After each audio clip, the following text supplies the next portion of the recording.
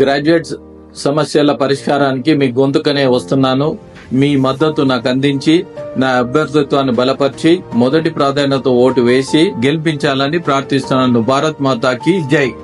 తెలంగాణ రాష్ట్రానికి కొత్త సీఎస్ రాబోతున్నారు. ఈ నేపథ్యంలోనే ఐఏఎస్ వర్గాల్లో ఉత్కంఠ నెలకొంది.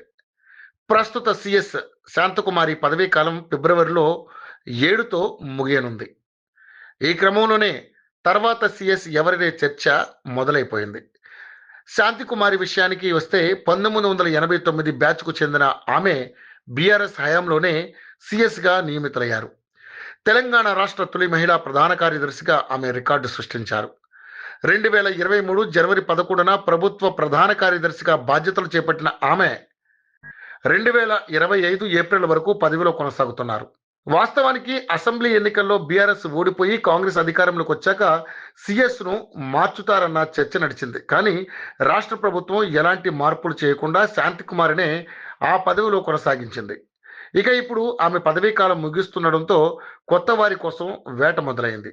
ఈ పదవి కోసం పలువురు సీనియర్ ఐఏఎస్లు పోటీ పడుతున్నారు. ఇందులో ప్రధానంగా ఐఏఎస్ అధికారి జయేష్ రంజన్ పేరు వినిపిస్తోంది. ఈయన 1992 బ్యాచ్కు చెందిన వారు. ప్రస్తుతం రంజన్ ఐటీ ఇండస్ట్రీస్ స్పెషల్ సిఎస్గా కొనసాగుతున్నారు. ఆయనకు ఇంకా 2.5 ఏళ్ల సర్వీస్ ఉంది. 1992 బ్యాచ్ ఐఏఎస్ అధికారి వికాస్ రాజుకు ఇంకా 3 ఏళ్ల సర్వీస్ ఉంది. ప్రస్తుతం ఈయన R&B స్పెషల్ సిఎస్గా బాధ్యతలు నిర్వహిస్తున్నారు. సాధారణ ఎన్నికల్లో ఈయన సిఇఓగా కూడా పనిచేసిన అనుభవం ఉంది. ఇటీవల సిఎస్ శాంతకుమారి సెలవుపై వెళితే వికాస్ రాజ్కే తాత్కాలిక బాధ్యతలు ఇచ్చినట్లుగా తెలుస్తోంది. 1990 బ్యాచ్ కు చెందిన సీనియర్ ఐఏఎస్ శశాంక్ గోయల్ కూడా సిఎస్ రేసులో ఉన్నారు.